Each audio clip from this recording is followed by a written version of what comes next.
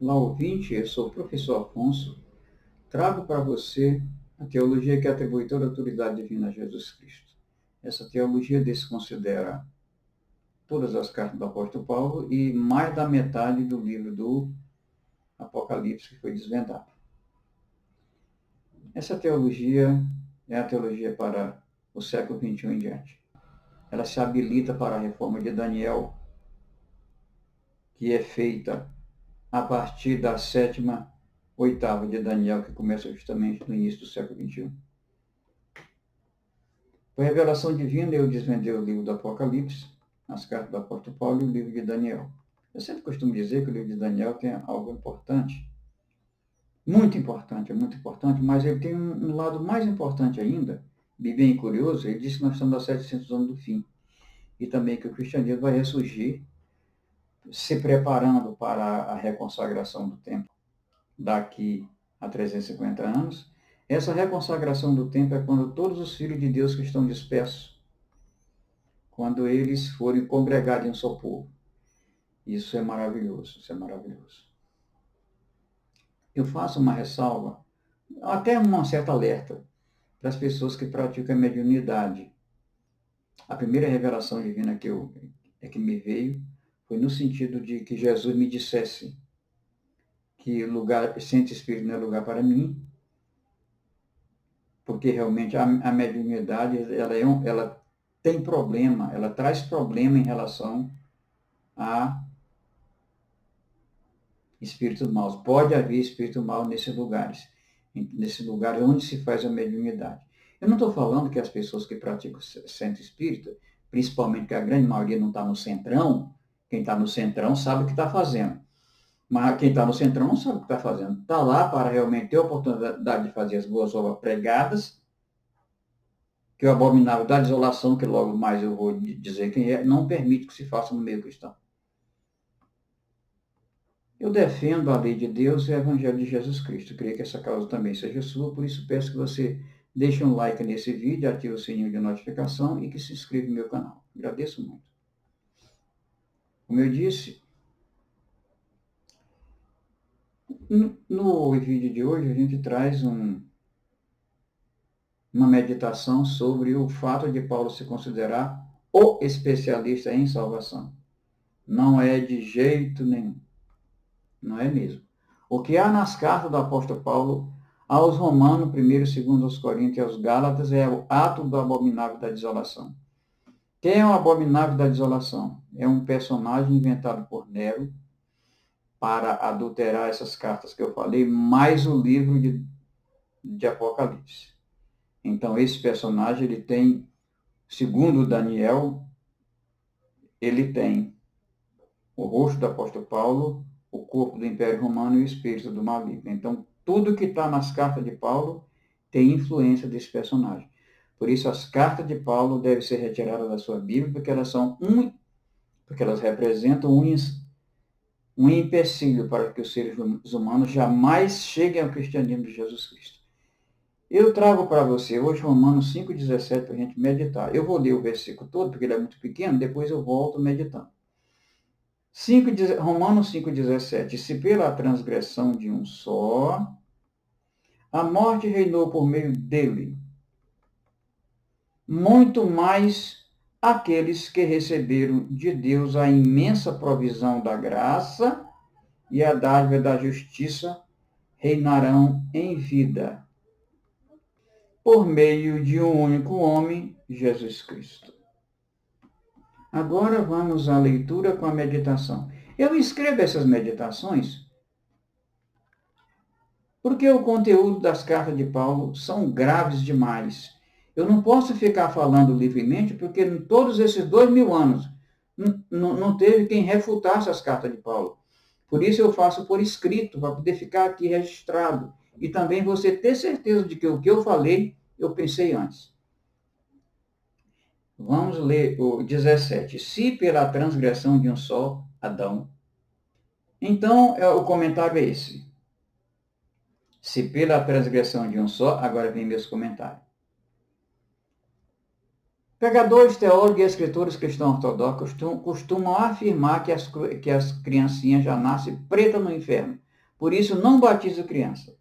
E as igrejas que batizam criança, elas vão, fazem aquele batismo com o qual eu concordo plenamente. A igreja presbiteriana faz isso, eu concordo plenamente, aquela apresentação diante de Deus, responsabilizando os pais, eu acho aquilo o máximo. Mas tem uns que não concordam, dizem, não façam isso. Porque as crianças nascem pretinhas no inferno. Como? A igreja presbiteriana, através dos seus ministros, pregadores, teólogos, escritores cristãos, eu também acredito nisso. É como se ele dissesse, olha, irmã, vamos apresentar o seu filho.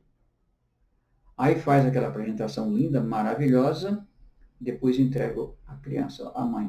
Como dissesse assim, pega teu diabinho, irmão. Gente, não é assim. Eles fazem isso porque foram ensinados pelo abominável da desolação que eu já defini. O que Jesus diz? Que as crianças já nascem santas. Jesus afirma em Mateus 18, 1-3, naquele momento os discípulos chegaram a Jesus e perguntaram, quem é maior no reino dos céus? Chamando uma criança, colocou-a no meio deles e disse, eu lhes asseguro que a não ser que vocês se convertam e se tornem como crianças, jamais entrarão no reino do céu. Mateus 18, 1-3. Continuando, Jesus fala no versículo 10, cuidado para não desprezarem um só desses pequeninos, pois eu lhes digo que o anjo deles nos céus estão sempre vendo a face do meu Pai Celeste. Versículo 11. O Filho do Homem veio para salvar o que se havia perdido. Mateus 18, 10 e 11. Vamos a um comentário muito importante aqui. Pois eu lhes digo, o anjo deles. É muito importante isso aqui. O que quer dizer o anjo deles? O abominável da desolação, conforme já definido, ele ensina que na eternidade os seres humanos viverão em carne e osso naquele agronegócio gostoso, comendo, bebendo, se divertindo. Não é verdade, não é verdade. É o anjo deles mesmo. O que diz o livro de Apocalipse em 5, 11 e 12. Então olhei e ouvi a voz de muitos anjos, milhares de milhares e milhões de milhões, eles rodeavam o trono, bem como os seres viventes e os anciãos. 12. E cantavam em alta voz, digno é o Cordeiro que foi morto, de receber poder, riqueza, sabedoria, força, honra, glória e louvor. Isso aqui a gente tem que entender. Não há agronegócio no céu.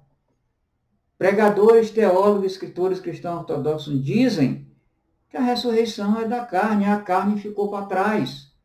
Tudo o que diz respeito à salvação foi resolvido no Éden. Paulo não resta mais nada para Paulo resolver na tal soterologia do pessoal. Não adianta. Paulo é o abominável da desolação. Ou pelo menos o abominável da desolação tem o rosto dele. Vamos agora continuar essa leitura. Paulo diz, a morte reinou por meio dele, de Adão. Vamos ver o meu comentário. Adão e Eva receberam pena pela determinação de Deus de que a carne ficaria no pó. Isso não é de ainda. E pelo fato de terem sido expulsos para a terra, onde teriam que cumprir a lei de Deus, expostos ao veneno da serpente, que também é pena. E viver diante dele em espírito e em verdade. Não pode fazer outra coisa, porque acaba sendo um privilégio, mas só dá para viver diante de Deus em espírito e em verdade pela sua lei. A transgressão de nossos pais não aboliu, não revogou a lei de Deus, como afirma o abominável da desolação, que tem o rosto do apóstolo Paulo, o corpo do Império Romano e o espírito do maligno. Portanto, criação, queda e redenção foram resolvidos no Éden. E o abominável da desolação não é um especialista em salvação, e sim o príncipe dos príncipes. Outra coisa muito importante, voltando, quer dizer, continuando no versículo, muito mais aqueles que receberam de Deus a imensa provisão da graça e a dádiva da justiça reinarão em vida. Isso aqui diz respeito, o que está falando aqui, é que a justificação é em vida, não é em vida.